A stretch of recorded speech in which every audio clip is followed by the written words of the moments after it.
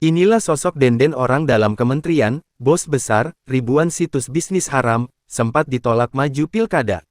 Gaya hidup keluarga Denden Imaduddin Sholeh, pegawai Kementerian Komunikasi dan Digital Komdigi, jadi sorotan. Denden Imaduddin Sholeh adalah sosok bos besar di balik ribuan situs perjudian. Latar belakang keluarga dan gaya hidup mewah Deden jadi perhatian. Belakangan sosok Denden Imaduddin Sholeh terbongkar. Deden merupakan putra sulung Ella Karmilah, anggota DPRD Sumedang.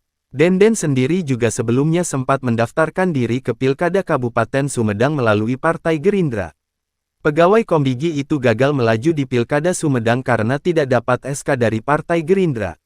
Selain latar belakang keluarganya, gaya hidup hedon Denden juga disorot karena gemar memakai pakaian branded, pergi ke luar negeri hingga mengoleksi jam tangan mewah. Denden sendiri di Komdigi menduduki jabatan